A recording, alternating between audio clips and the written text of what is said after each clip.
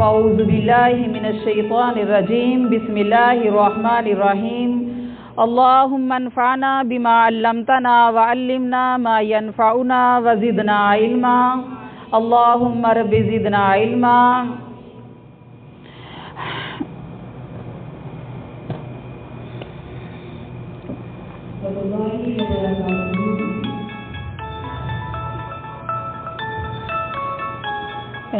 کو مدثر مقال کرے رہتا ہوں.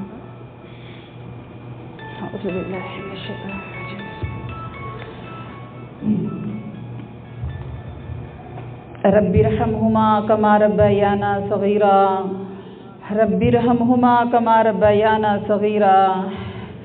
بسم اللہ الرحمن الرحیم. ہم انشاءاللہ اپنے رمضان کے سلسلے کو ہی یاد کرتے ہوئے اپنا تعلق قرآن سے ہی جوڑنے کے لیے آئے ہیں. اللہ ہمیں اس قرآن سے سچی محبت کرنے کی توفیق عطا فرمائے.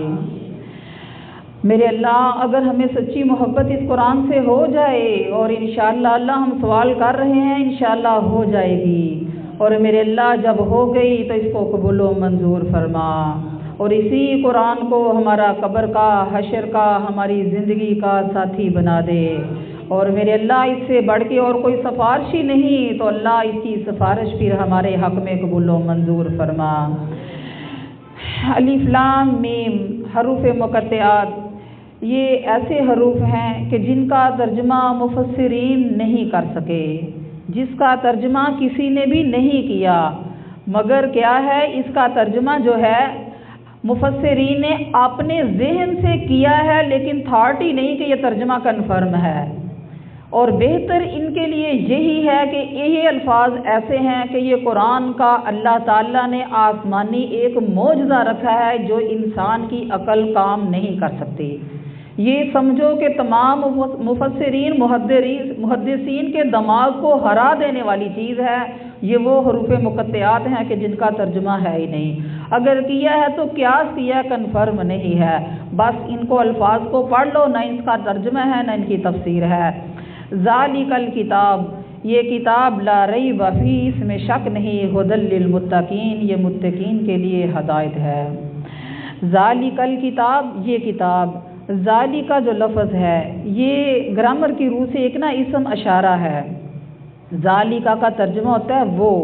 اگر اس کو گرامر کی روح سے سمجھے نا تو اس کا ترجمہ ہوتا ہے وہ، لیکن جب ہم قرآن میں اس کی تفسیر ترجمہ کریں گے تو یہ عام قرآن کے اوپر یہ لکھا ہوتا ہے کہ یہ کتاب.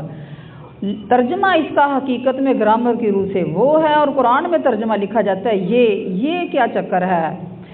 اس کے بارے میں 5-6 مفسرین کے اقوال ہیں، لیکن میں آپ کو ایک دوں گی بات کہ تاکہ آپ کے ذہن میں جلد سمجھ آ جائے.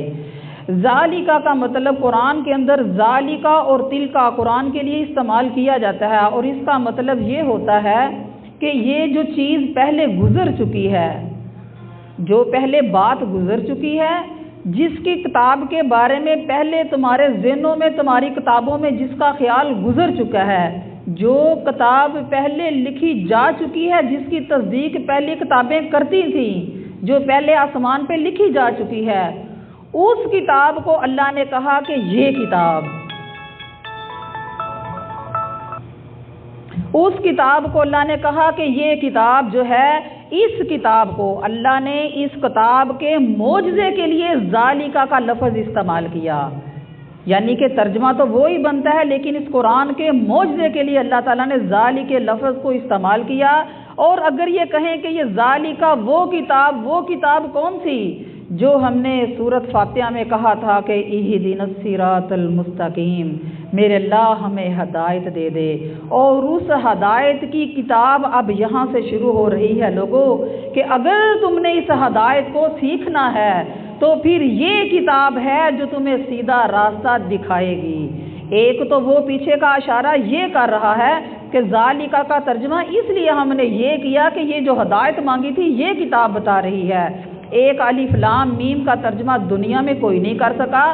یہ کتاب تمہارے ذہنوں کو ہرا دے گی، تم اس کا ترجمہ نہیں کر سکے. اب تو مانو گے نا کہ یہ کتاب میرے اللہ کی طرف سے نازل ہونے والی کتاب ہے، یہ وہ کتاب ہے جو یہاں سے شروع ہو رہی ہے.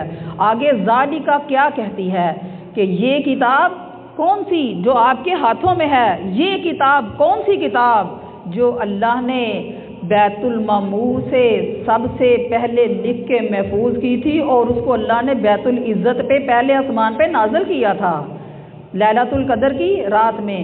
یہ وہ کتاب جس کا پہلے ذکر گزر چکا ہے، اللہ نے اس کی دوسری کاپی سب سے پہلے نیک فرشتوں کے ہاتھ میں بطور امانت دی ہے۔ وہ پرانی کتاب جو آسمان سے اتری بیت العزت پہ، وہ کتاب جو اللہ نے فرشتوں کو دی، یہ کتاب وہ کتاب ہے جو آسمان سے اتری۔ علی قلبک لتکون من المنذرین، اے محمد الرسول اللہ صلی اللہ علیہ وسلم، وہ ساتویں آسمان سے پہلے آسمان سے اللہ تعالیٰ نے فرشتوں سے حضرت جبرائیل علیہ السلام کو گاہے بگاہے پھر تیرے دل پہ ہم نے اس کتاب کو اتار دیا۔ ذالک الکتاب، یہ وہ کتاب ہے۔ یہ ذالکہ کا مطلب کہ جس کا پہلے ذکر ہے، جس سے پہلے گزر چکا الف لام میم، اس کو ہرا دینے والا، انسان کی عقل دھانگ رہ جائے گی، جس سے انسان نے مانگا اہدنا الصراط المستقیم۔ اب یہ کتاب اب شروع ہونے والی ہے، تمہیں سب کچھ بتلائے گی کہ تمہاری زندگی گزارنے کے کیسے اصول ہیں، تمہارے مرنے کے کیسے اصول ہیں، تمہاری قبر میں جانے کے بعد تمہارے ساتھ کیا ہوگا، تمہارے حشر کے اٹھنے کے بعد تمہارے ساتھ کیا ہوگا، جب تم جنت میں چلے جاؤ گے، جہنم میں چلے جاؤ گے، تمہیں کیا انعام و اکرام اور کیا سزائیں ملیں گی۔ یہ کتاب تمہیں سارا کچھ ہی بتا دے گی، کوئی تمہیں بھول نہیں رہ جائے گی۔ پھر بھی لوگوں تم اس کی طرف رجوع نہیں کرو گے۔ ذالکہ، یہ ہے الکتاب و کتاب۔ الکتاب کیا ہے؟ ویسے کتاب اگر لفظ لکھے نا تو کتاب کے کئی معنی بنتے ہیں عربی کے اندر۔ کتاب کے اگر عام لفظ سوچا جائے تو کتاب کا مطلب کتاب بھی ہے، کتابچہ ہے جو 2 تختوں 2 گتوں کے اندر آئے گی۔ اور کتاب اور کیا ہے؟ کتاب وہ چیز ہے کہ جو کتاب انسان کسی کو ایک پرچی پہ لکھ کے اس کو بند کر کے دوسرے کے حوالے میں کہہ دے، حفاظت میں دے دے کہ یہ تیرے لیے میری طرف سے لکھت آئی ہے، یعنی کہ چاہے تم اس کو خط کہہ لو اپنی بولی میں، اس کو بھی کتاب کہتے ہیں۔ جیسے حضرت سلیمان نے ملکہ بلقیس کو جب خط لکھا تھا تو قرآن کہتا ہے کہ وہ کتاب لکھی تھی برکت والی اس کی طرف۔ تو یہ پتہ چلا الکتاب کا مطلب یہ بھی ہے کہ خط بھی ہے۔ الکتاب کا مطلب اگر ال نہ لگائیں تو کتاب کا مطلب خط بھی ہے، کتاب کا مطلب ایک عام کتاب بھی ہے، اور کتاب اگر ال لگا دیں تو میرے اللہ نے اس کے ساتھ ال ہی لگایا ہے۔ لوگوں، دنیا کی جتنی کتب تمہارے پاس آئیں گی یہ ساری کی ساری کتاب ہوگی، مگر اس قرآن کو میرے اللہ نے الکتاب بنا کے بھیجا ہے۔ ال لگانے کا مطلب یہ ہے اس کتاب کا مقابلہ دنیا میں کسی اور کی کتاب کر ہی نہیں سکے گی۔ یہ میرے اللہ کا خط تمہارے پاس پہنچا، تم جتنے بھی خط لکھ لو تمہارے خطوط جو ہیں اس کتاب کا مقابلہ نہیں کر سکتے۔ یہ اللہ کی کتاب ہے، تم جتنی مرضی دنیا میں کتابیں لکھ لو تمہاری کتابیں اس اللہ کی کتاب کا مقابلہ نہیں کر سکتی۔ پھر یہ بھی دوسری بات سن لو، یہ کس کتاب کا کیا مطلب ہے؟ یہ کتاب الکتاب کلام اللہ، یہ کتاب جو ہے یہ اللہ کا کلام ہے۔ کلام المملوکی ملوک الکلام، جو بادشاہوں کے کلام ہوتے ہیں نا وہ ساری کلاموں کا بادشاہ کلام ہوتا ہے۔ یہ کتاب میرے اللہ کا کلام ہے۔ دنیا کی ساری باتوں کو اکٹھا کر دیا جائے، میرے اللہ کی بات کو ایک طرف رکھ دیا جائے، یہ میرے اللہ کی بات ساری باتوں کی سردار ہے۔ اس کتاب کا کتنا رتبہ، جیسے لوگوں اللہ پوری کائنات کے اندر انبیاء کو بھی بھیج رہے ہیں، اولیاء کو بھی، صدیقین کو بھی، عام مسلمانوں کو بھی، بڑے متقین لوگوں کو بھی بھیج رہے ہیں۔ ہر انسان کی بات کی اپنی اپنی اتھارٹی ہے، ہر انسان کی ذات کی اپنی اپنی اتھارٹی اور اپنا اپنا مقام ہے۔ جیسے ہماری ذات کی مثال ہی ہم اللہ کو نہیں نہ دے سکتے، لیسا کمثلہ شیء، اللہ کی ذات کی مثال کوئی نہیں نہ ہے، ایسے اللہ کی کتاب کی، اللہ کے کلام کی بھی کوئی مثال ہی نہیں ہے کہ انسان مثال دے دے کہ اس قرآن جیسی ایسی چیز ہے۔ اللہ فرماتے ہیں اس کی مثال بھی تمہیں نہیں مل سکتی۔ الکتاب کا مطلب یہ ہے کہ یہ میرے اللہ کی نازل کی ہوئی کتاب ہے۔ لا ریبہ، اس کے اندر ریب نہیں ہے۔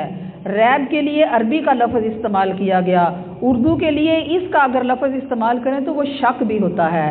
शक का मायने दो हैं कि इंसान ने काम किया या नहीं किया, डाउट है, गया या नहीं गया, आया या नहीं आया, बराबर है, आ गया तो पहुंच गया, नहीं आया तो बस नहीं पहुंचा, जहां से उसने चलना था उधर ही है, बस बात खत्म। लेकिन रैब जो बात है ना, इसके अंदर शक के साथ साथ लोगों तोहमत भी शामिल होती है। क्यों कि लोगों ने अल्लाह के नबी सल्लल्लाहु अलैहि वसल्लम पे तोहमत लगाई थी कि ये किसी अजमी से कुरान सीख के बातें सीख के आता है और फिर जोड़ जोड़ के बातें कहानियां बना के ना लोगों को आगे बता देता है। लोगों ने शक किया अल्लाह के नबी की ज़ात पे कि ये कलाम कहाँ से आ गया। लोगों ने इस कुरान में शक किया। लोगों ने, अल्लाह ताला ने इस कुरान के शुरू में ही फरमाया ला रईबा, इसके अंदर शक ही नहीं है। अगर तुम्हें अल्लाह की ज़ात में शक नहीं है तो फिर अल्लाह की बात में भी शक नहीं है। अल्लाह की बात में, अल्लाह की ज़ात में शक नहीं ना। इस कुरान को कुरान मनवाने के लिए तुम्हें कोई दलील चाहिए। कुरान को कुरान मनवाने के लिए काफिरों को भी दलील की ज़रूरत नहीं, वो भी मानते ये कलामुल्लाह है। कुरान को कुरान मानने के लिए किसी मुशरिक यहूदी, किसी आम मुसलमान को कोई दलील नहीं। कुरान खुद आप अपनी दलील है। ला रईबा, इसके अंदर शक ही नहीं। और इसके अलावा ला रईबा, इस कुरान को अल्लाह ताला की कलाम कहने में शक नहीं। जिस मोहम्मदुर रसूलुल्लाह सल्लल्लाहु अलैहि वसल्लम पे ये कुरान उतरा है, उस नबी के पैगंबर होने में भी कोई शक नहीं। उस नबी की नबूवत को मानने के लिए तुम्हें दलील की ज़रूरत भी नहीं है। क्यों? इन्नका अला सिरातिम मुस्तकीम, अल्लाह ताला ने सूरत यासीन में ये फरमाया था ना कि तू सिरात मुस्तकीम में है। उधर ही अल्लाह ने ये भी फरमाया कि इन्नका लमिनल मुरसलीन, ऐ मेरे पैगंबर तू, तेरे नबी होने के लिए मैं दलीलें दूं या लोग दलील मांगे, कोई दलील नहीं। बस जब तुझे यही कह दूं कि तो यू मोहम्मदुर रसूलुल्लाह सल्लल्लाहु अलैहि वसल्लम पैगंबर है और आखिरी पैगंबर है, तेरे लिए इतना ही लफ्ज़ बोलना काफ़ी है। तेरे नबी मनवाने के लिए किसी दलील की ज़रूरत नहीं है। यानी कि कुरान को कुरान कहने के लिए भी दलील नहीं मांगी जाएगी, नबी को नबी कहने के लिए भी दलील नहीं मांगी जाएगी। ये दोनों हस्तियां ऐसी हैं कि जो अल्लाह ने जिनकी हिफाजत का जिम्मा भी लिया है, इनके लिए अल्लाह ने दलील चूंके चुनाचे भी नहीं निकाली। तो फिर आगे इस कुरान को ला रईबा कहा, जो फरिश्ता लेके आया अल्लाह ने उसको रूहुल अमीन कहा, उसकी अमानत में भी शक नहीं है। ये किताब जो लेके आया फरिश्ता, उसकी अमानत में भी शक नहीं है। जो इसके साथ जुड़ गया उसके बाईमान होने में भी शक नहीं है, उसके जन्नत में जाने में भी शक नहीं है। आओ कोई दलील ना भी मांगो, कुछ ना भी जाओ, बस इस कुरान से जुड़ जाओ, इस कुरान से लग जाओ, इस पे अमल करना शुरू कर दो, इसको खुदा का कलाम और पैगंबर का फरमान और नबी के दिल पे उतरने वाली चीज़ कह दो, तो तुम्हारे लिए और इस पे अमल कर लो, जन्नत में जाने के लिए यही काफ़ी है। तुम्हें किसी से दलील मांगने की ज़रूरत ही नहीं कि हम जन्नत में जाएंगे कि नहीं जाएंगे।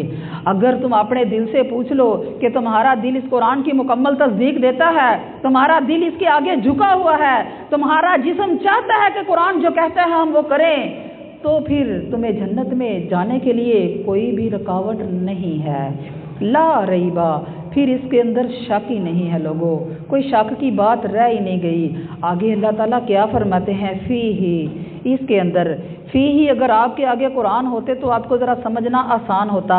इसके शुरू पे भी 3 नुक्ते हैं, इसके लास्ट पे भी 3 नुक्ते हैं, फी ही उनके सेंटर के अंदर है। ये है कुरान के रमूज़ो औकाफ। रमूज़ो औकाफ का असूल ये है कि जिसके दोनों तरफ 3-3 डॉट होना, उस लफ्ज़ का मतलब ये होता है कि ये लफ्ज़ पहली बात के साथ भी है, ये लफ्ज़ अगली बात के साथ भी है। मतलब ये कि ये लफ्ज़ लिखा तो 1 दफ़ा गया है हकीकत में ये लफ्ज़ 2 दफ़ा। कैसे? फी ही मतलब कुरान के अंदर ये यहाँ 2 दफ़ा है। ला रई ज़ालिकल किताबु ला रईबा फी ही, ये किताब के जिसके अंदर शक ही नहीं। आगे क्या है? फी ही हुदल लिल मुत्तकीन। दूसरी दफ़ा फी ही कह रहा है कि इसके अंदर ही मुत्तकीन के लिए हिदायत है। ये वो फी ही है कि जो पहले के साथ भी मिलता है, दूसरे के साथ फिक्रे के से भी मिलता है। हुदन, ये हिदायत है। कौन सी चीज़ हिदायत है? ये हिदायत है, कुरान हिदायत है। قرآن کیا ہے؟ ہدایت ہے، کس کے لیے؟ سب کے لیے۔ کس کے لیے؟ سب کے لیے۔ نیند آ جائے تو کھڑا نہ کر دوں، چونکہ میں بھی تو بیٹھی نا، زور تو میرا بھی لگ رہا ہے، ذرا ہوش کریں تھوڑی سی۔ ہدن یہ ہدایت ہے، پنکھے چلانے ہیں تو چلا لیں، کوئی عذر نہیں، اگر پسند کر رہی ہیں تو چلا لیں۔ ہدن یہ ہدایت ہے۔ اللہ تعالیٰ نے اس قرآن کو کیا کہا؟ یضل بہ کثیرا و یہدی بہ کثیرا۔ لوگوں یہ قرآن ایسا قرآن ہے کہ یہ تمہیں گمراہ بھی کر کے گرا دے گا، یہ تمہیں ہدایت بھی دے کے سب سے اونچا کر دے گا۔ ہدن یہ ہدایت ہے، اتنی پیاری ہدایت۔ اللہ نے کیا فرمایا کہ یہ ہدایت متقین کے لیے ہے، یہ ہدایت نیک لوگوں کے لیے، مومنین کے لیے ہے، یہ ہدایت ان لوگوں کے لیے ہے جو اس قرآن کے ساتھ جڑ جائیں گے۔ ورنہ اگر اس قرآن کے ساتھ نہ جڑے، تقوی اختیار نہ کیا، اس قرآن کے ساتھ عمل نہ کیا، وَلَا يَزِيدَنَّهُمْ فِي الْكُفْرِ وَطُغْيَانًا، اللہ نے سورۃ مائدہ کے اندر کہا کہ لوگوں اگر اس قرآن سے ہدایت نہیں لینے کی کوشش کرو گے تو تمہیں یہ قرآن ہدایت، تم پڑھتے بھی جاؤ گے، قرآن خوانیاں کرتے بھی جاؤ گے، تم دن کے اندر پورا مکمل قرآن پڑھو گے بھی تو تمہیں ہدایت نہیں ملے گی۔ کیوں؟ کہ تم نے اس قرآن سے ہدایت لینے کے لیے کوشش نہیں کی، بس الفاظ ہی رٹے۔ کتنے لوگ قرآن خوانیاں کرتے ہیں لیکن اصل مسئلے کی حقیقت پوچھے تو ان کو پتہ نہیں ہوتا۔ یہ بھی ہم لوگوں کو نہیں پتہ اس قرآن کو کب اور کیسے اور کتنا پڑھ کے کس کو بخشنا ہے۔ ہم اس کے اندر بھی بھٹک گئے۔ یہ قرآن ہدایت نہیں دیتا، یہ قرآن پڑھ کے بھی ہدایت نہیں آتی۔ لوگوں کب ہدایت آئے گی؟ ہدایت کے معنی کتنے ہوتے ہیں؟ ہدایت کے معنی 3 ہیں۔ ایک ہدایت کا مطلب جیسے اہدنا الصراط المستقیم میں بھی میں نے بتایا تھا کہ اللہ ہمیں دکھا سیدھا راستہ۔ ہدایت کا مطلب ہے دکھانا، ہدایت کا مطلب ہے بس ویسے اورل بتا دینا، ہدایت کا مطلب ہے کسی کو پکڑ کے اس کی آخری منزل تک چھوڑ کے آنا۔ یہ قرآن ہدایت سب کو دیتا ہے، کون سی؟ بتانے والی، راستہ تو سب کو دکھا دیتا ہے۔ ہدی للناس، یہ ہدایت لوگوں کے لیے بھی ہے نا، لوگ اس سے ہدایت سیکھتے ہیں۔ کیسے؟ موٹی سی مثال لے لو، انگریزوں سے جب سوال کیا ہوا نا کہ تم نے یہ دنیا کی اتنی سائنس کی ترقی کہاں سے کی، تو انہوں نے کہا کہ ہم نے مسلمانوں کی ایک کتاب ہے اس سے بڑی ریسرچ کیا، وہ ہمیں بڑے نئے شگوفے بتاتی ہے۔ ان کو ہدایت ملی آگے سائنس کی ترقی کرنے میں، مگر ہدایت منزل مقصود تک پہنچانے کے لیے ان کو نہیں ملی۔ دنیا کی ہدایت، دنیا کی سائنس تو انہوں نے اس قرآن سے سیکھ لی، مگر یہ ہدن للناس تو ہو گیا، آگے ہدن للمتقین یہ نہیں ہوا۔ ہدن للمتقین کن کے لیے ہوگا؟ جو اپنے دل کی صفائی کریں گے، جو اپنے دل کے اندر سے قدورتیں نکالیں گے، جو اپنے دل سے اس کتاب کے بارے میں شک نکالیں گے۔ اس کتاب کے بارے میں شک، اگر میں آپ سے سوال 1 منٹ کے لیے کر بھی لوں کہ آیا آپ کے دلوں میں بھی شک ہے؟ جی ہاں، یہ جواب منفی نہیں ہوگا، ہم سب کے دلوں میں شک ہے۔ کس طرح کا؟ میں آپ کو بتلاتی ہوں۔ ایک بہن درس سننے آئی، ایک بہن نے اپنی بچی مدرسے میں داخل کروائی، اس کی بچی نے پڑھنا شروع کر دیا۔ پہلے نقاب نہیں تھی کرتی، پردہ نہیں تھی کرتی، اس نے پردہ کرنا شروع کر دیا۔ آپ کو بھی سننے کو ملتا ہوگا، مجھے بھی سننے کو ملتا ہے۔ بچی نے پردہ کرنا شروع کر دیا، بچی نے قرآن پڑھنا شروع کر دیا۔ دوسری ساتھ والی بہن آئی، بیٹی کہاں داخل کروائی ہے؟ کس یونیورسٹی میں جا رہی ہے؟ وہ تو مدرسے جا رہی ہے۔ کیا کرتی ہے؟ قرآن پڑھتی ہے۔ رشتہ کس طرح ملے گا؟ وابی ہوگی تو لوگ تو رشتہ ہی نہیں دیں گے، پھر تو پسند ہی کوئی نہیں کرے گا۔ یہ تو پردہ کرے گی تو لوگ تو اس کے پردے کی وجہ سے کہیں گے کہ ٹھیک ہے یہ گھونگھٹ نکالتی ہے، جو فیملی کے ساتھ مل جل کے کیسے رہے گی؟ شک آ گیا۔ لوگ کہتے ہیں کہ اگر اس قرآن کے ساتھ جڑ گئے کمائیوں میں برکت نہیں رہے گی، بس مولوی بن کے مسجدوں میں بیٹھ جاؤ گے، مدرسوں کے مالک ہو جائے گی، کمائی کیسے ملے گی؟ اس قرآن کے ساتھ جڑ گئے، بڑے رشتوں کو چھوڑنا پڑے گا، بڑی رسومات کو چھوڑنا پڑے گا، ہم پردہ نہیں کرنے کے عادی، ہمیں پردہ کرنا پڑے گا۔ شک میں پڑ گئے، پڑے نا شک میں پڑے۔ اگر اس طرح کا شک ذہن میں آ گیا تو اس قرآن سے ہدایت تو نہیں ملنی۔ اگر کسی کے ذہن میں یہ شک آ گیا اس قرآن کے بارے میں کہ غربت آ جائے گی، دولت نہیں ملے گی، بیٹی کا رشتہ نہیں ملے گا، اس قرآن سے تعلق جوڑنے سے ہمارے رشتے ناطے ٹوٹ جائیں گے، محلے والے لوگ کہیں گے کہ یہ کیا بن گئی ہے، انسان کے ذہن میں شک آ گیا، معاشرے میں لوگ ترجیح نہیں دیں گے، سادگی اختیار کر لیں، عزت نہیں ملے گی۔ اگر اس طرح کے سوالات ذہنوں میں آئے نا، تم نکالو ان کو، تو تبھی تم متقی بنو گی۔ اگر اس قرآن کے بارے میں شک کو نکالو گی تو ہدی للمتقین، پھر انسان تو تقوی کی سیرت پہ آئے گا، پھر تجھے اس قرآن سے ہدایت ملے گی۔ اگر یہ شک و شبہات ہمارے ذہنوں میں ہوئے تو یہ قرآن ہمیں ہدایت نہیں دے گا۔ یہ قرآن ہمیں رستہ تو بتائے گا کہ مسلمانوں کی کتاب ہے، یہ قرآن ہمیں یہ تو بتائے گا کہ جنت کو رستہ جاتا ہے، یہ قرآن ہمیں یہ تو بتائے گا کہ جہنم کو رستہ جاتا ہے، مگر یہ جنت کی منزل تک نہیں لے جائے گا، کیونکہ ہمارے دل کے اندر گندگی شک کی بھری ہوئی ہے، ہمارے دل کے اندر ڈاؤٹ ہے۔ اپنے شکوں کو نکالو، اپنے دلوں کی صفائی کرو۔ اگر میں نے اس قرآن پہ عمل کر لیا، میری بہن کا بیٹا تو کالج میں پڑھ رہا ہے، اس نے تو میری بیٹی کا رشتہ ہی نہیں لینا، کیا تو اپنی بیٹی کے رشتے پہ بہن پہ بھروسہ کرتی ہے؟ تیرا اپنے خدا پہ تقوی ہی نہیں رہا، تیرا اپنے اللہ پہ بھروسہ ہی نہیں رہا، اس کتاب کے اوپر تیرا ایمان ہی نہیں رہا، تجھے شک پڑ گیا۔ تیری بیٹی کی ذمہ دار تیری بہن ہے، تیری بیٹی کی ذمہ دار تیری بہن کا بیٹا ہے، تیرا اللہ مالک زندہ نہیں ہے؟ جس اللہ نے تیری بیٹی کو وہاں سے پیدا کیا جہاں تو تجھے بھی امید نہیں تھی کہ وہ زندہ ہوگی کہ نہیں ہوگی، جب میرے اللہ نے اس کو سانس دیے، جوانی دی، خوبصورتیاں دی، چلنا پھرنا سکھایا، اب آگے کی منزل تیرے سپرد اللہ نے کر دی۔ نہیں میری بہنا، ہدی للمتقین، تقوی پہ آ جاؤ، شکوک و شبہات کو نکالو اس دل سے، اپنے دل کی چیکنگ کرو کہ تمہارے دلوں کے اندر کوئی شک تو نہیں اس قرآن کے بارے میں۔ آؤ اللہ سے وعدہ کرو، اللہ ہمارے دلوں کے اندر شک ہے بھی، اللہ ہم دل کی گہرائیوں سے دعا مانگتی ہیں، ہم انسان ہیں، خطا کر سکتی ہیں، اللہ ہمارے دلوں کو دھو دے، اللہ ان شکوک کو ہمارے دلوں سے نکال دے۔ ہمارا میرٹ نہیں رہے گا، بال کی کٹنگ نہ کی، سٹائل نہ بنائے، ناخن نہ بڑھائے، اپنے جسم، اپنے لباس کے، اپنے بایا کے سٹائل نہ اس طرح کے بنائے، اپنے شوز کے سٹائل نہ اس طرح کے بنائے، ہمیں کون میرٹ دے گا، ہمیں کون پہچانے گا؟ میری بہنا یہ مسکین آپ کے سامنے بیٹھی ہے، کوئی نہیں پہچانتا کہ میں اسکول کی پڑھی ہوں کہ نہیں، کوئی نہیں پہچانتا کہ میں پڑھی بھی ہوں کہ نہیں، الحمدللہ جتنی عزت ملی، خدا کی قسم 11 سال کوٹھری میں بند رہ کے بھی اس قرآن سے تعلق نہیں توڑا۔ مجھے یقین اپنے اللہ پہ ایسے ہی ہے جیسے انسان کے اپنے ہاتھ میں پکڑی ہوئی رقم پہ یقین ہوتا ہے کہ یہ میرے ہاتھ کے اوپر ہے، ایسے مجھے اللہ پہ یقین ہے۔ مجھے جتنی بھی عزت ملی خدا کی قسم اس کی وجہ سے ملی۔ انشاءاللہ اللہ ہم سب کو ایسے عزتوں سے نوازیں گے، اللہ نوازے بھی، اللہ ہماری بیٹیوں کو ایسا قرآن کا عامل اور عالم بنا دے کہ اللہ تجھے پسند آ جائیں، اور اللہ ہمیں اس قرآن کو اٹھانے والا، پڑھنے والا، اس پہ عمل کرنے والا بنا دے، اور اللہ اس قرآن کو ہمارا قبر کا، حشر کا ساتھی بنا دے۔ ہدی للناس اور ہدی للمتقین دونوں کے اندر بڑا فرق ہے۔ اللہ سے دعا کرو کہ اللہ ہمیں ہدی للمتقین ہی بنا دے۔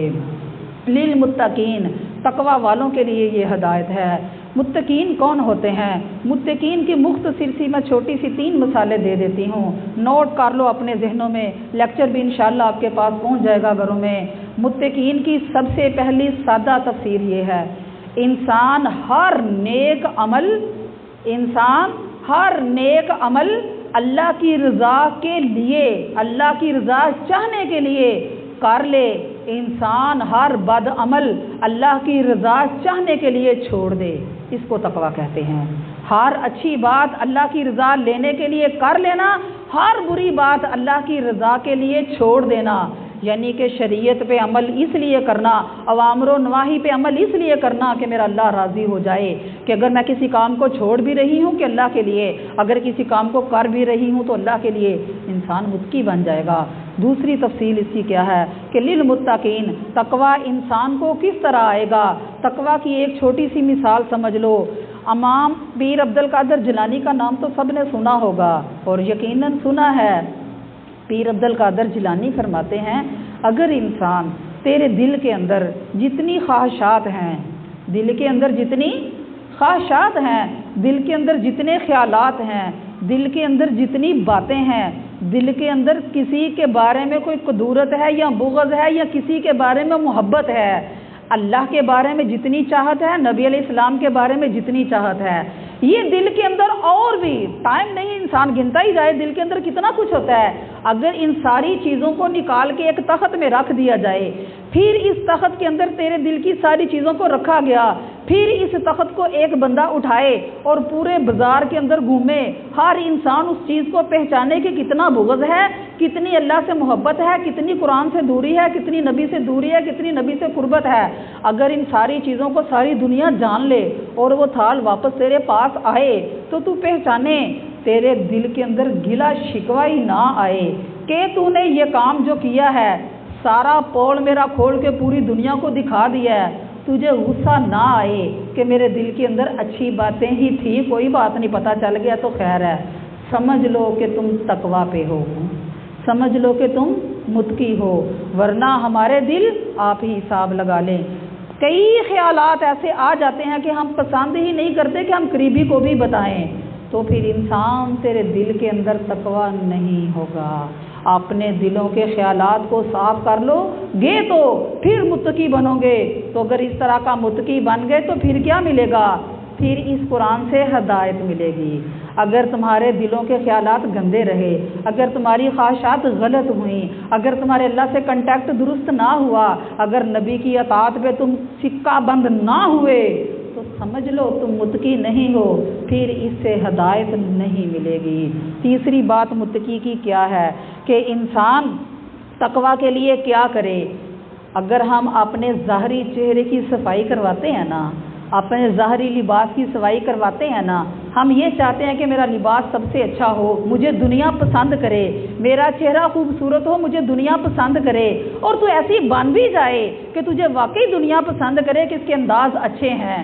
اسی طرح لوگوں، اگر تم نے اپنے دل کی صفائی ایسے ہی کوشش کر کے کی کہ تیرا دل جیسے تیری ظاہری بیس دنیا نے پسند کر لیا اور تجھے پروٹوکول مل گیا کہ یہ اچھا انسان ہے، تو نے اپنے دل کو ایسے ہی چمکایا، ایسے ہی صفائی کر لی کہ تیرا اللہ تجھے ایسے ہی پسند کرے جسے دنیا والوں نے تیرا ظاہری بیت پسند کیا ہے. جب تیرا اندر سے دل صاف ہو گیا، اللہ کو تیرا دل پسند آ گیا، سمجھ لے کہ تو متقی بن گئی ہے. اللہ ہمارے دلوں کو ایسے صاف کرنے والا بنا دے.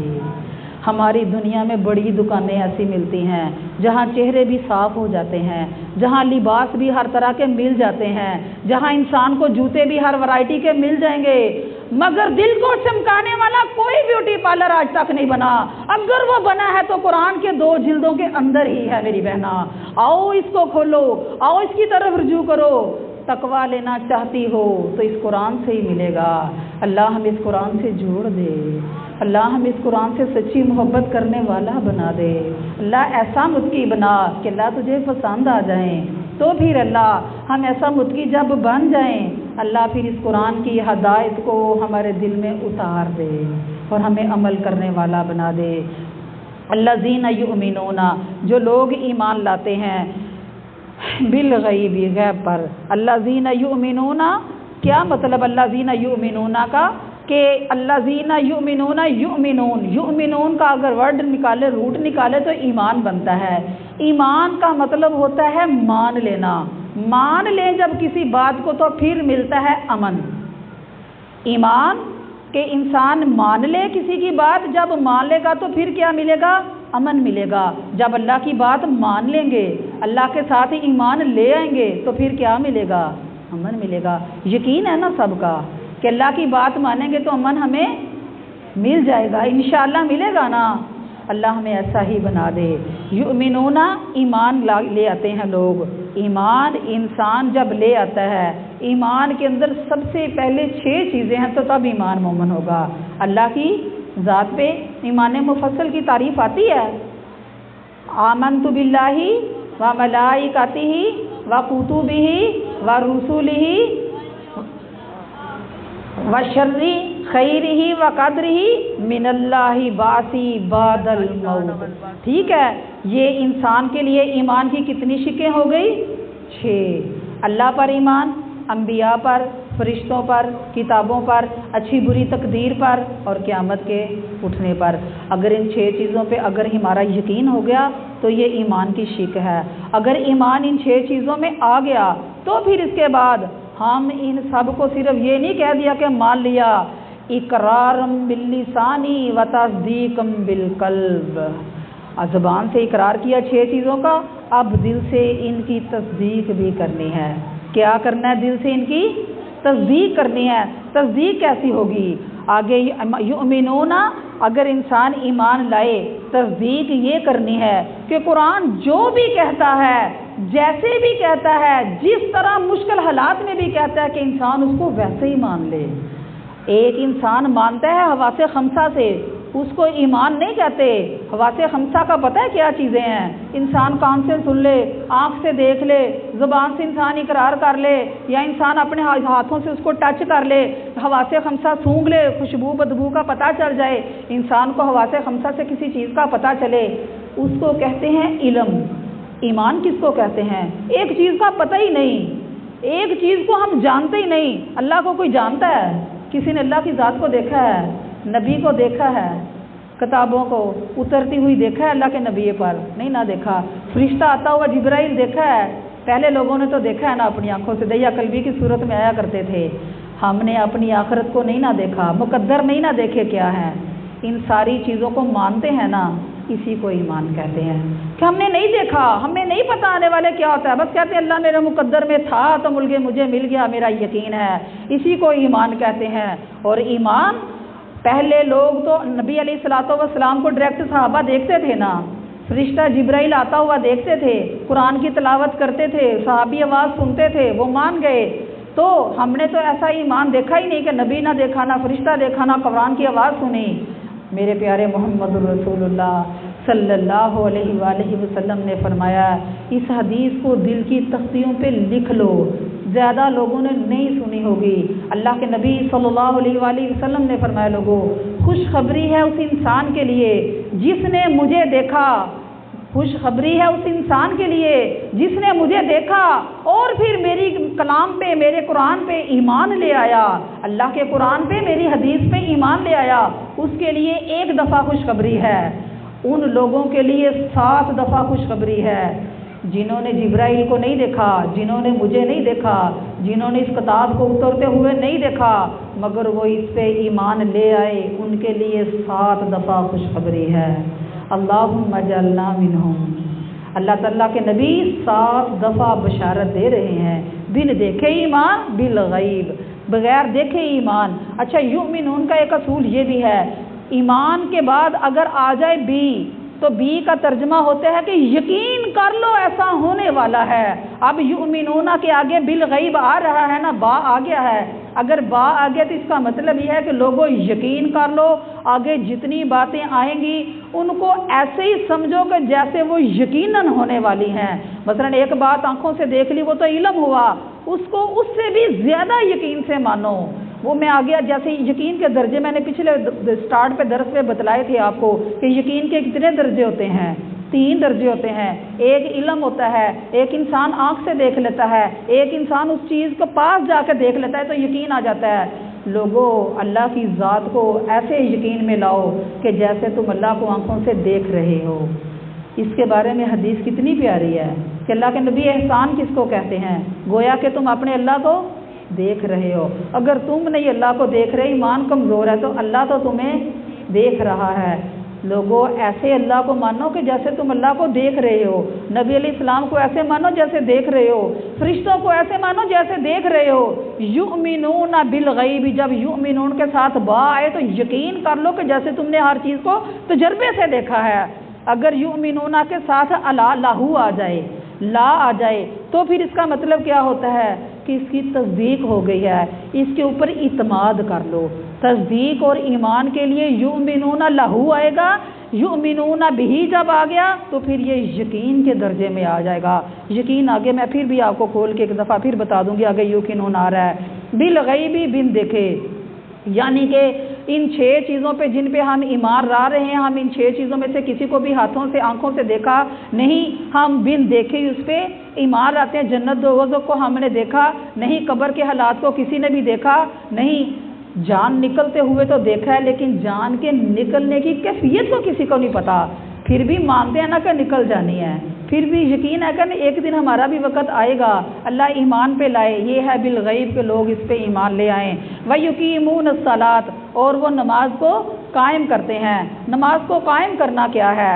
یُقِیمُونَ، یہ اگر اس لفظ پہ اسی لفظ پہ بولا جائے نا تو گھنٹوں تفصیل انسان کر دے تو یُقِیمُونَ کی تفصیل ختم نہ ہو۔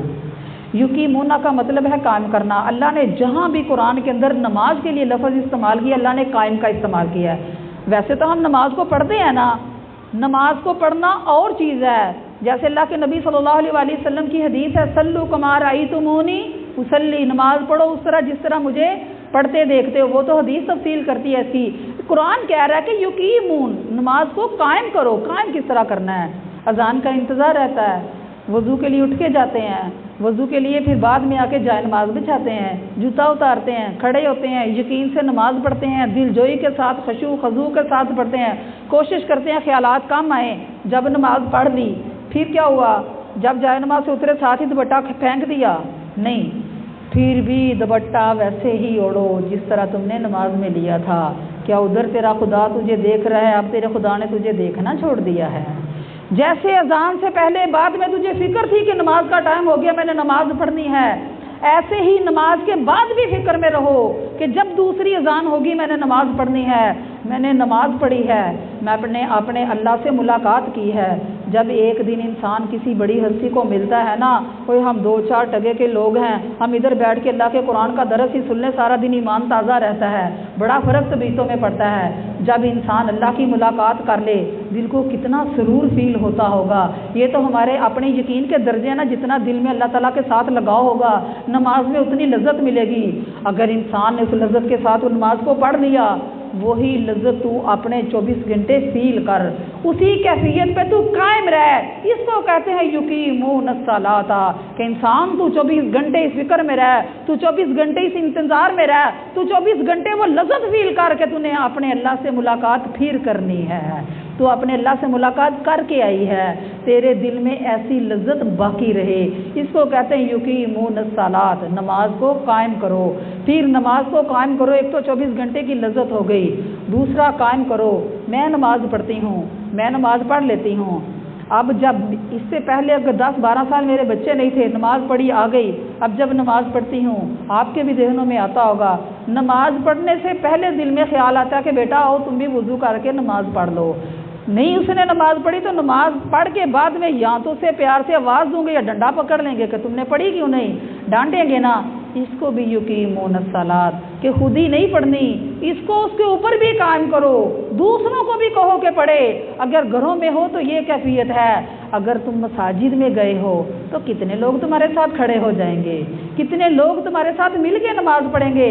اس کو کہتے ہیں کہ لوگوں اب تم سب مل کے کھڑے ہو گئے، پاؤں کے ساتھ پاؤں مل گئے، کندھے کے ساتھ کندھا مل گیا، اب تم سب قائم ہو گئے۔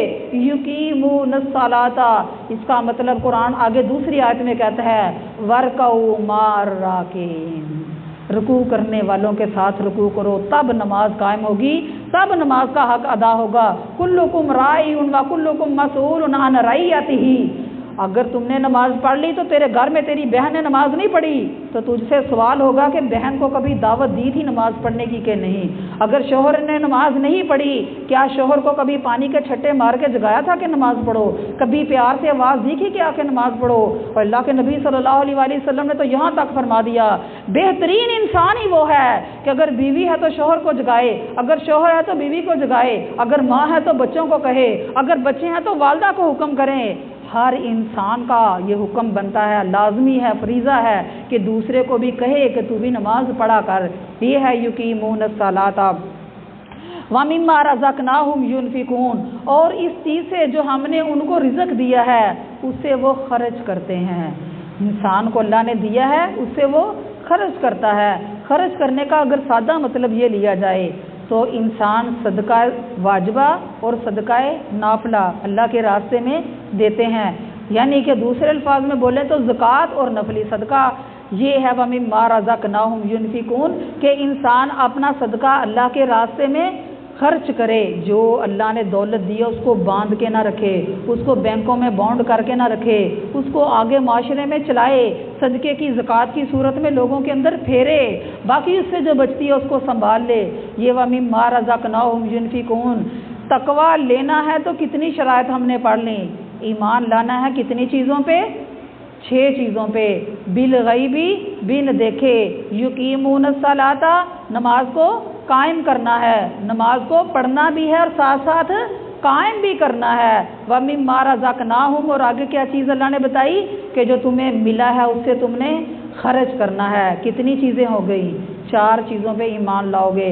اگلی دیکھو, وَالَّذِينَ يُؤْمِنُونَ بِمَا أُنزِلَ إِلَيْكَ, اور وہ لوگ جو ایمان لائے ساتھ اس کے جو ہم نے آپ کی طرف نازل کیا. قرآن کے مخاطب کون ہیں؟ حضرت محمد الرسول اللہ صلی اللہ علیہ وسلم ہیں کہ جو آپ کی طرف نازل کیا. اللہ کے نبی کی طرف نازل کیا چیز ہوئی تھی؟ قرآن. قرآن کے ساتھ حدیث. ان دونوں چیزوں پہ جو لوگ ایمان لائیں گے وہ متقین کی صف میں آ جائیں گے. بِمَا أُنزِلَ إِلَيْكَ وَمَا أُنزِلَ مِن قَبْلِكَ, اور جو آپ سے پہلے نازل ہوا. الیکا سے مراد قرآن پاک اترا ہے, اس کو ہم نے ماننا ہے کہ یہ آسمانی کتاب ہے, ماننے کے ساتھ ساتھ ہم نے اس پہ عمل بھی کرنا ہے. حدیث کو ماننا ہے کہ یہ وحی خفی ہے, ماننے کے ساتھ ساتھ اس پہ عمل بھی کرنا ہے. اللہ سے دعا کرو اللہ ہمیں عمل کرنے والا بنا دے, صرف ہم سننے والے نہ بنیں, اللہ عمل کرنے والے بھی بن جائیں. آگے وَمَا أُنزِلَ مِن قَبْلِكَ, جو آپ سے پہلے اترا. اللہ کے نبی صلی اللہ علیہ وآلہ وسلم سے پہلے کتنی کتابیں, کتنے صحیفے اترے ہیں؟ 104. کتنے صحیفے, کتنی کتابیں اتری ہیں؟ 104. ان کو ماننا ہے, ان پہ عمل نہیں کرنا. عمل کیوں نہیں کرنا؟ اللہ کے نبی صلی اللہ علیہ وآلہ وسلم نے حضرت عمر رضی اللہ تعالیٰ عنہ کو ایک صفحہ تورات کا پکڑا ہوا دیکھا تھا نا, تو اللہ کے نبی کی کیفیت کیا ہوئی تھی؟ آنکھیں سرخ ہو گئی تھیں, غصے سے اللہ کے نبی کا چہرہ بھاری ہو گیا تھا. تو حضرت ابوبکر صدیق نے جب چہرے پہ تاثرات, تغیرات دیکھے نا, فرمایا عمر تیری ماں تجھے گم پائے کہ تو نے اللہ کے نبی کی کیفیت کو نہیں پہچانا. فرمایا اللہ کے نبی صرف پکڑا ہے, عام سادہ ہی پڑھوں گا, اس پہ عمل نہیں کروں گا. فرمایا تو تورات کا ورقہ پڑھنا چاہتا ہے, اگر یہ صاحب تورات بھی آ جائے تو وہ میرا کلمہ پڑھے, اس تورات کو نہیں پڑھے گا. یعنی کہ پہلی کتابوں کو پڑھنا نہیں, بس ان کو ماننا ہے کہ وہ ہیں. آگے وَبِالْآخِرَةِ بِمَا أُنزِلَ إِلَيْكَ وَمَا أُنزِلَ مِن قَبْلِكَ وَبِالْآخِرَةِ, اور ساتھ آخرت کے. آخرت کا کیا مطلب ہے؟ یعنی کہ جو بعد میں آنے والی ہے. بعد میں آنے والی کے مقابل کیا ایک پہلے آنے والی بھی تو کوئی چیز ہوگی نا, جو قریب ہوگی. آخرت جو ہے وہ دور ہے, قریب کون سی چیز ہے؟ دنیا. دنیا کے مقابلے میں آخرت. دنیا کو تو ہم مانتے ہیں کہ دنیا انسان تیری بہت بڑی دشمن بھی ہے دشمن. دنیا میں ماں باپ بھی ہیں, دنیا میں بیٹے بھی ہیں, دنیا میں سارے محبوب رشتے بھی ہیں, لیکن یہ دنیا انسان تیری دشمن ہے. یہ ماں باپ, یہ بیٹے, یہ دنیا کے محبوب رشتے کبھی تیرے ساتھ انسان دھوکہ کر جاتے ہیں. کبھی تو نماز پڑھنا چاہے گی تو رشتہ نماز کو لیٹ کروا دے گا, کبھی نماز پڑھنا چاہے گی رشتے کی وجہ سے تیری نماز لیٹ ہو جائے گی. یہ دنیا دشمن ہے, اور اس طرح جس سے تو دنیا کو مانتا ہے, دنیا تجھے میٹھی لگتی ہے, رسیلی لگتی ہے, اس میں گھومتا ہے, لذت لیتا ہے. کبھی آخرت کے بارے میں بھی ایسے ہی سوچا کرو کہ ادھر بھی ہم نے جانا ہے, ادھر بھی ہمیں ایک گھر ملنا ہے, ادھر بھی ہمیں سکون اس سے کئی درجے بڑھ کے ملنا ہے. ہم نے اپنی آخرت پہ جا کے اپنے خدا سے ملاقات کرنی ہے نا آخرت میں اللہ تعالیٰ کے ساتھ ملاقات. تو پھر کیا ہوگا؟ ہم یوقنون, اگر آخرت کو مان لیا تو پھر یہ انسان تیرا یقین کا درجہ ہو جائے گا. ایمان کے کتنے درجے ہیں؟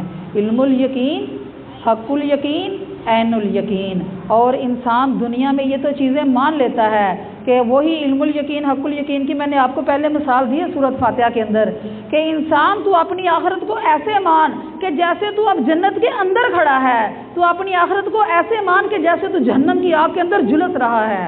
اچھا اگر ایسے نہیں مانتے کیسے یقین آئے گا کہ ہم مانیں کہ ہم جنت کے اندر ہیں, ہم جہنم کے اندر ہیں؟ اس کی مثال عام سی لے لو. اگر انسان دنیا میں کسی بہت اچھی جگہ پارٹی پہ جائے تو انسان کتنا خوش ہوتا ہے, گھر آ کے بھی نا وہ لمحات یاد آتے ہیں تو انسان کے منہ پہ نا مسکراہٹ آ جاتی ہے. ایسے ہی لوگوں کئی درجے بلند لیسا کمثلہ شیء، اس جنت کی بھی مثال ہم نہیں دے سکتے، ہمارے خیالات نہیں سوچ سکتے۔ سوچو کہ ادھر بھی بڑی لذتیں ہیں، پھر جہنم کے بارے میں نہیں سوچ سکتے، وہ کیسے سوچیں؟ باغ میں تو جا کے لذت لے لی تو مزہ آ گیا، تو جہنم کا مزہ کیسے سوچیں؟ کبھی تمہارا زندگی میں کسی بچے کا یا تمہارا اپنا ہاتھ کبھی آگ کو لگا ہوگا، کبھی استری کی صورت میں، کبھی چولہے کی صورت میں، کبھی کوئلے کی صورت میں، اچھا نہیں بھی لگا تو پھر چولہے کی آگ تو جلاتی ہو نا، ذرا ہنڈیا پکڑنے کے لیے ہاتھ ایسے ہی کرنا ذرا پونے رومال کے بغیر، کیسے فیل ہوتا ہے؟ ہنڈیا نہیں نہ پکڑی جائے گی۔ ایسے ہی یقین کر لو کہ جہنم کی آگ بھڑکنے والی ہے، جس طرح یہ دنیا کی آگ تمہیں محسوس ہو رہی ہے، اس سے 70 درجے تپش والی زیادہ آگ آخرت بھی ہے۔ ہم یوقنون، اس پہ ایسے یقین کر لو کہ تم اس کو جانتے ہو۔ اللہ تعالی ہمیں اس پہ عمل کرنے کی توفیق عطا فرمائے، جتنا ہم نے سنایا ہے اللہ بعمل بنائے۔ میرے اللہ، ہم نے اس قرآن کی ابتدا کی، اللہ اس کی انتہا تک ہمیں زندگیاں عطا کر دے۔ اللہ اس قرآن کی ہم نے ابتدا کی، اللہ ہمیں متقی بنا دے۔ اللہ ہم نے نیک مقصد کے لیے اس کی ابتدا کی، اللہ ہمیں نیک بنا دے۔ اللہ اندرونی اور بیرونی ہمیں سنوار دے۔ سبحان ربک رب العزت عما یصفون وسلام علی المرسلین والحمد للہ رب العالمین۔ السلام علیکم ورحمۃ اللہ وبرکاتہ۔ اعلان کرو جا کے باجی کو، باجی نو لگا دو نا۔